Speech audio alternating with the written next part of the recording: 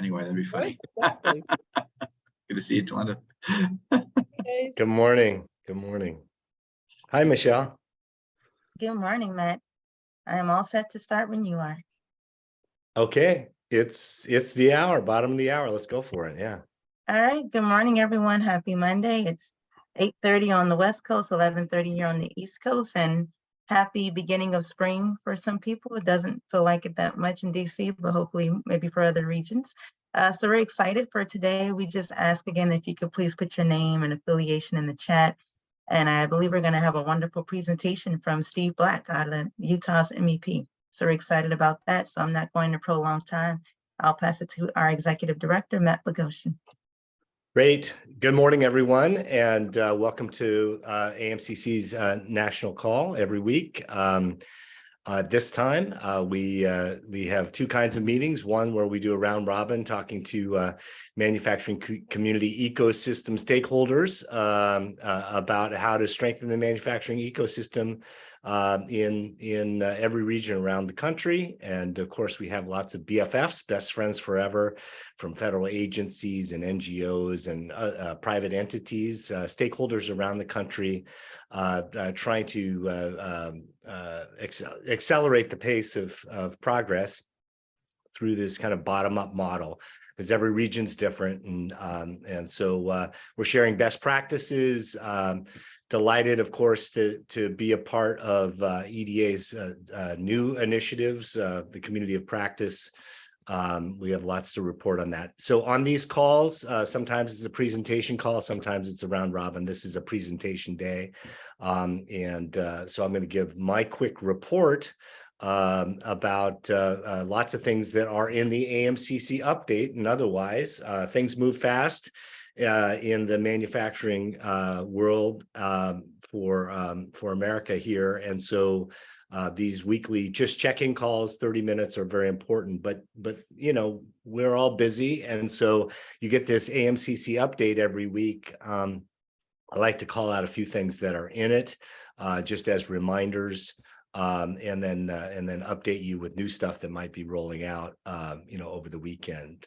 So, as you know, we've been doing this briefing series on sustainable development and manufacturing, which is 4 parts. Of course, economic competitiveness, number 1. Number 2, diversity, equity, and inclusion. Number 3, environmental sustainability, and number 4 is cybersecurity. We're doing, thanks to a grant from EDA to the Center for Regional Economic Competitiveness, CREC. We're doing this series of webinars on each of those 4 component parts of sustainable development as it relates to manufacturing. We've done 2 already. Our 3rd one is coming up March 30th around cybersecurity. So we have a great lineup of folks from regions around the country, and to describe the national landscape on how we can keep manufacturing things that matter in the United States without being overly distracted by thieves and dictators, as I like to say. So that's coming up on March 30th. David can drop the registration in the chat for that. Of course, we put in our 2 cents on the Tech Hub program for the request for information that was due last week. There's a new one coming up, the Recompete pilot program. If folks have input on that, please have at it and let us know. David, you can put the link to that. We had a series of great meetings last week in Washington, D.C., with several of our initiatives. Of course, we are an EDA community of practice, as I said. David, you can drop the chat to that link. That describes all 8 communities of practice. We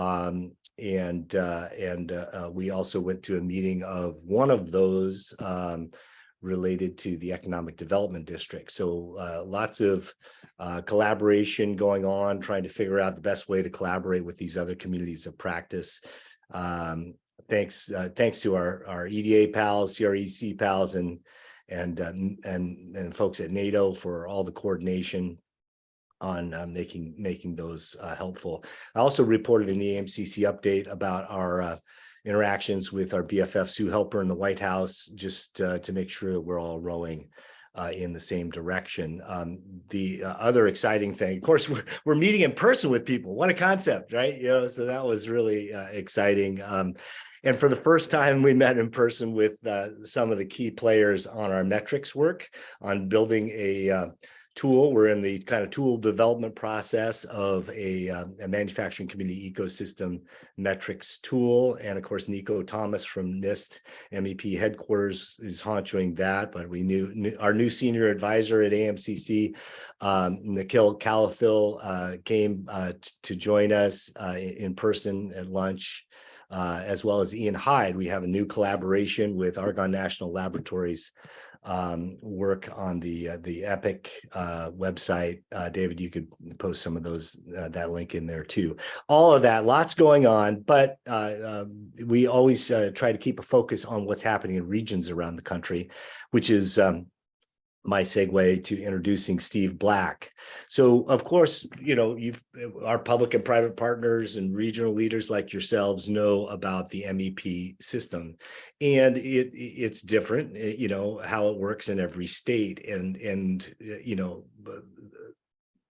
like all of us, the MEPs in each state and the system as a whole is trying to do a continuous improvement, right? We have a lot of good hard work. Even the best MEPs have a lot of work to do, and MEPs, as we know overall, can't get to all the manufacturers in the country. We have about 300,000 manufacturers in the country, but we can do better. We can get to more, and we can help those folks if we're all rowing in the same direction. And so, part of our AMCC Roadshow, which we're continuing this week in Connecticut, Rhode Island, and then Massachusetts next Monday.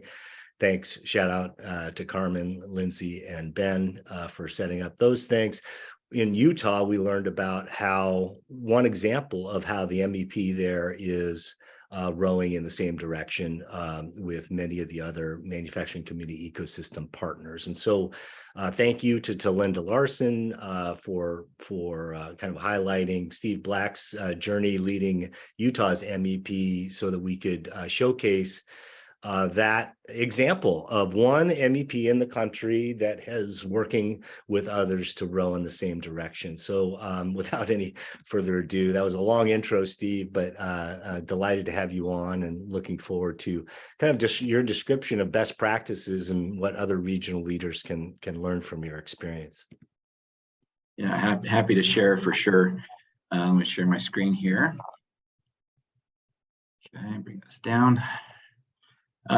So very grateful to be able to have Matt and David out to visit us, and to have an opportunity to visit, and then also to have all of our partners gather around and be able to share experiences with them. So it was a very positive thing to have both Matt and David in our region, and looking forward to having that back again.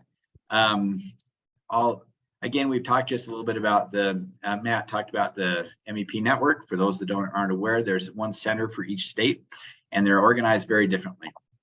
There's not one model that covers the whole thing. In Utah, it's the University of Utah MEP that is in charge of that. Just wanted to introduce myself just a little bit. So mechanical engineer, 25 years in the industry. Working with manufacturing, everything from kind of product development to executive management, marketing, operations management. The one little thing I want to highlight, which it was actually brought up by my the federal partners we work with, is the fact that before I was an engineer, I was actually going to become a social worker / counselor. And I got part of the way through that education. This is after my LDS mission, and I realized that it's really hard to support a family at doing that. And so I switched over and I did engineering. But I think my heart and soul is with relationships and families, and with the interconnections that we have with each other. And over the years, my wife and I have actually taught several marriage enrichment classes with the state conference on marriage and family development. And I wanted to share with you a couple highlights from that as it relates to building good ecosystems. So this is our story, the Utah MEP. So this is back in 2016. Things were trucking along, and there was a shift made to the University of Utah. And again, there'd be a normal kind of adjustment where kind of both our metrics, that what's the green shows the number of clients we're working with, and the red is our CAR score, or our how we're doing in the network. As you can see, they both went down. They started to kind of come back up, and then there was some relationship breakdown with the state where we lost our funding. And wasn't long, and we had to basically double our prices. And basically, it wasn't long before we were on probation, about ready to lose the center. I was brought in the end of 2020, kind of at one of the low points there, and we decided to change the model. And we switched from kind of a dedicated center model where we provided everything to a collaborative model where we give about 2/3 of our federal funding to our partners. And as you can see, the results have been phenomenal, mostly because of the ecosystem that we have. One of them, our CAR score has gone up to 100%, which is the highest score it can be.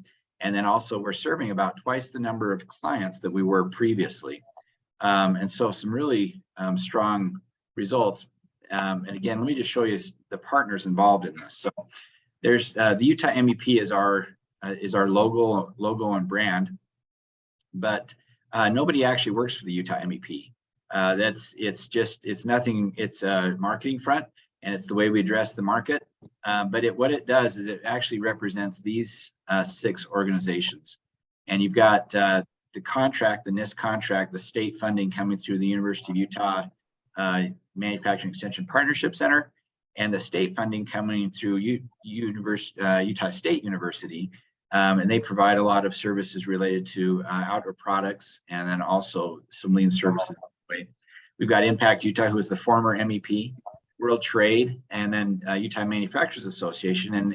And we're one of the few centers in the nation that actually has a formal relationship with the NAM affiliate in our state of this type of level. They're a sub-recipient of ours. And then also, obviously, UAMI, and we love them, and they do great work in the advanced manufacturing material space. But what we've done is we all service the same group of people. And so what we've done is basically divided up the offerings into swim lanes. And so if somebody has a reference and wants to, we just essentially send it to the other person. We try to make it as seamless as possible for the client to be able to move between the respective groups. And we meet regularly to make sure we're well correlated. We attend events together, and that we're all, again, rowing in the same direction. Hey, Steve, sorry to interrupt, but can you describe a little bit more about, how you get that going, right? I mean, so everyone lives in a bureaucratic fiefdom of sorts, right? And to get from, a group's not necessarily playing with one another to that next step, identifying swim lanes and rowing in the same direction. Describe a little bit more about that, how you initiate that. Because if a regional leader listening to this is thinking about, well, shoot, nobody's playing, or people aren't playing with each other as much as they oughta, how do I, in my region, get that going? Yeah. Sure. Well, I would just very pragmatically, I would say that the foundation of it is actually the financial aspect of it. If you don't like me and I can basically wave $250,000 in front of you, you're going to become my friend pretty quick. In addition to that, it's actually written in the contract that you can't disparage or not play well together. And so that from the foundation, that's a good place to start. But then also just meeting with lots of different people. There's one saying I'd like to share, which is every good marriage has grounds for divorce. And you may know that, those that have been married for a while, but it's setting your expectations appropriately, that to not get offended and to be able to kind of build on that relationship is key and paramount to making this type of an arrangement work. We even today, we still struggle with, there's occasional little bumps and hiccups that occur. We talk them through and move it on, a lot like a traditional relationship does. Does that answer your question, Matt? Oh yeah, no, it was great. Thank you. Yeah. Anyway, so this is kind of our layout and foundation. We offer all of those this is kind of the wheel of services offered by the MEP. In one degree or another, we offer all of these items. One of our partners do some aspect of it. We're still growing, we're developing new offerings all the time. And anyway, still have lots of real growth and room to grow. So when this presentation gets shared, I've added a bunch of videos in here, so you can go in here and kind of get a sense on some of what we provide. Again, there's we covers everything from the University of Utah capstone, which I sell from the university, all the way through our pit crew challenge, which involves a race car and putting the tires on and off to build teams. So it's everything kind of in between, whole host of different services that are provided by the Alliance. And then this is a little bit about the results that we've seen. As you can see, we cover a lot of the state. We've got, these are all of our engagements over the past 4 quarters. And you can kind of see that we cover most states. Utah is unique in the sense that most of the population is along the Wasatch Front Range, either on both sides of the Wasatch Front Range, but we also have pockets of manufacturing scattered throughout the state, and we do our best to cover all of those. And then also, we also produce an implant result report that helps us with state buy-in and partnerships. And so that's come a long way. I just wanted to leave with maybe a parting thought, which is it's important to do more of what works and less of what doesn't. So if you run into a hiccup in this relationship that you're building or you're trying to work through, it's good to go back and say, well, what worked? It can go a long ways. So anyway, I'll end there unless there's, I'm happy to connect with any of you if there's additional information that I can share or part of the story, if there's something we can fill in for you. Steve, any questions? This is Beatriz Gutierrez with Campstead, Connecticut. I have a quick question for you. How do you work with these partners to collect the impacts? Who collects the impacts? Each of them? Well, each of them are responsible for their individual projects. But basically what happens is part of our contract with them is that they'll provide the clients to me. We manage the NIST relationship. And so we collect them, we prepare them, we submit them to NIST. And then on the survey side, each individual company or each individual group is responsible for their impacts. In some cases, we have one client that's served by multiple partners. And when that occurs, we will go in and choose one of the two to basically be the owner of the survey. But I do want to just point out too, this is actually one area where we've had a little bit of a hiccup because it's not a command control structure, right? I mean, this isn't, I can't just point to somebody and say, gosh darn it, you got to do this. Again, it comes down to that relationship. And so what that means is that as the Utah MEP, we have a choice to be able to kind of take more of that responsibility on ourselves. So the University of Utah is helping to help manage the first couple of weeks of the survey, and then we'll turn it back over to the partner. So. Okay, great, thank you. Because we have a partnership with CBIA, Connecticut's NAM, and we're looking to expand those partnerships. But the piece that always makes us think a little bit is the impacts in that process. Yeah, just like you would with any relationship, if you're struggling with a child or something like that, you take more responsibility on yourself to try to make it better, and it will get better. Thank you.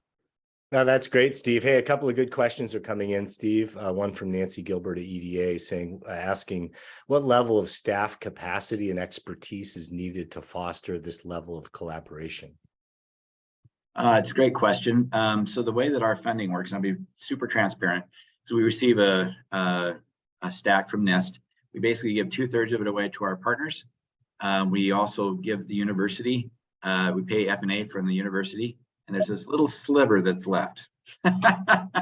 And basically that's myself and my accountant that fills in that little sliver. And basically the two of us manage, but we just basically kind of coordinate the partnership. And it has to do with, I think a lot of it has to do with the respective leaders in the individual groups. We get together on kind of a quarterly basis, and we have monthly phone calls, and they're just good people. And again, I really kind of attribute a lot that you see here to the nature of the good people that we work with, including to Linda Larson, who's on the call with us here. So. Yeah, a couple more questions. Here's one. Does Utah prioritize industry segments and customized services? I'm sorry, yeah, customized services. Yeah. Yeah, great question. Each individual organization is responsible to own their own destiny. We do some coordination as a group, but they will come up specifically with what they need. So for example, Utah Manufacturers Association, their board has asked them to develop an apprenticeship program. And so specifically, they're going after that, and we're helping them to find federal funding. We're helping them to find good partners. And again, our role is to both support them and to harvest the impacts from those. But we want each individual partner to be able to pursue what's going to work best for them. That's great, Steve. Here's one. Are any of these orgs a registered apprenticeship group sponsor for the manufacturing employers in the state?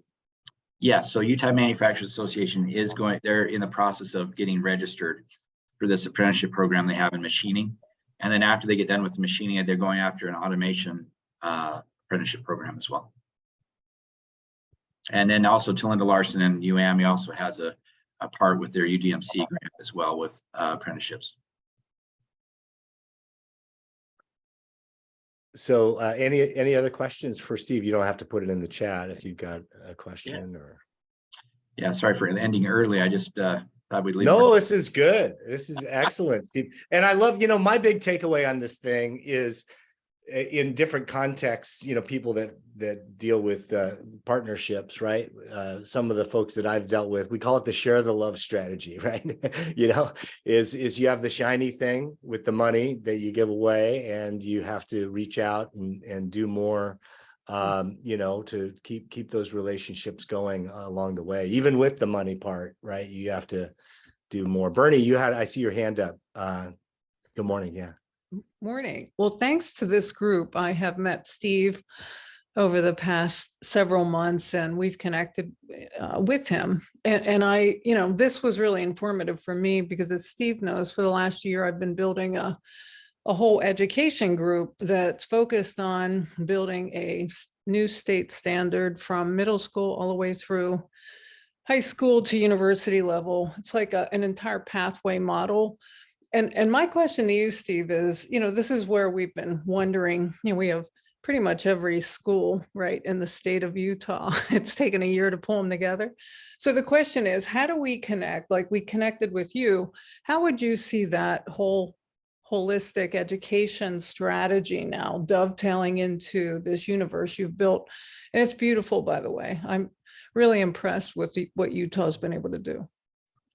Oh, thanks. Yeah, and to be honest with you, I think there's a real natural fit. I mean, every MEP needs to have an outreach arm on a couple different levels. We're working with industry, but we're also helping to develop a pipeline of qualified applicants and good students can help feed the industry, so to speak, and make it a priority. And so it's definitely, there's definitely interest on our side.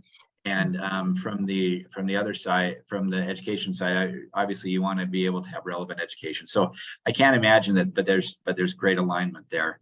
The one thing I will say though is that with every step along the process, with every relationship that you develop, there's a guiding principle, which is that the purpose of the task is to strengthen the relationship.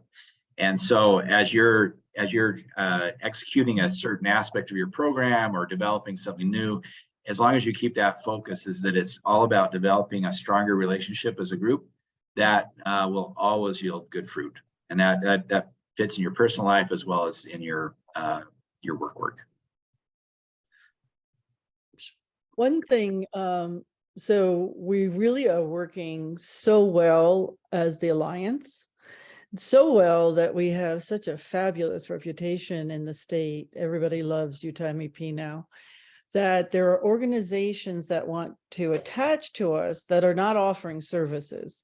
Like we have a brand new association in the state called the Utah Aerospace and Defense Association. And we're trying to figure out what do we do with, and then it's also, we've constantly wrestled with what do we do with the Governor's Office of Economic Opportunity. How do we, so that's like on our fringe right now, is figuring out, we also have another group called BioHive, which is similar, it obviously medical manufacturing. So that I think is our next challenge, right? Wouldn't you say that we would see figuring out how to, our core is strong. So how do we bring in these other organizations that don't provide services, but are kind of ancillary to what we do? Yeah, it's a great question. And maybe an answer to that, let me share my screen just for one more second here. One of the things that I am responsible for with the University of Utah is actually promoting services that are not part of the MEP. And so on our website, this is our University of Utah website. We have a collaboration website, which is the utah-mep.org. This is the mep.utah.edu. This is our university site. We have a services menu right here. And all of these items that are listed here, which are services for manufacturers that cover all different aspects of their work, are not provided by us. And so these are partners who do provide those. But on the flip side, we also have a whole set of partners that do not provide services, that are, say, political organizations, or maybe they're economic development or chamber type groups. And again, we do our best to support their events and to provide content for them and connections between them and the manufacturers. And that's what we strive to do. But yeah, it's always a challenge. To Linda's point, there's always another level to kind of get to. So, Steve, this is great. We only have a few minutes left, and I just want to say, bravo for being what we sometimes refer to in AMCC as a systems leader.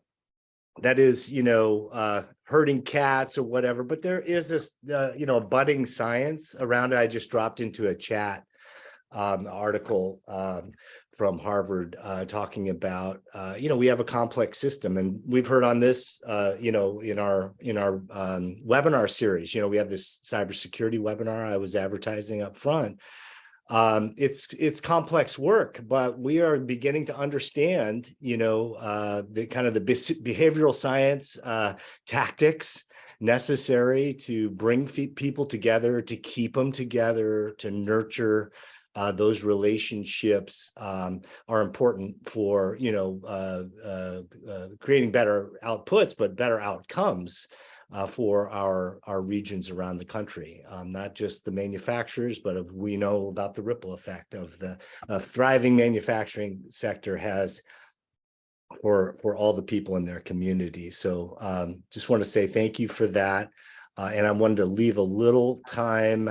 I saw a few things in the chat. If folks wanted to make some announcements, I think we had a BFF from the Department of Energy. Is that Ian? You were saying that you have some kind of upcoming workshop. If you want to say something about that, this is an opportunity to describe it.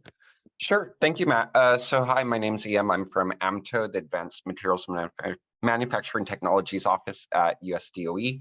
On April 19th from noon to 4 p.m., we have a education workforce development workshop focusing on critical minerals and materials manufacturing. So everything from upstream mining to processing to downstream OEM and consumer parts will be happening. And I'll put the link to that in the chat in just a moment. That's great, Ian. Thank you for that. And then we'll take that link. David will grab that link, and then we'll also put that in this week's AMCC update. So let me, I think we're near the hour. Let me turn it back to you, Michelle. Sounds great. Thank you so much, Steve, for that awesome presentation. It was great to see the networks and also to see how your social work background informs your leadership still now as an MEP leader. So that was really cool as well. So with that, just want to wish everyone a wonderful week. We will see you back here the same time next week. We're going to have a presentation from Bishop State Community College, and they are in Alabama. Looking forward to that. And thanks for joining today. Thank you again, Steve, for the great presentation. Have a great week, everyone. Thanks all. All right, bye-bye.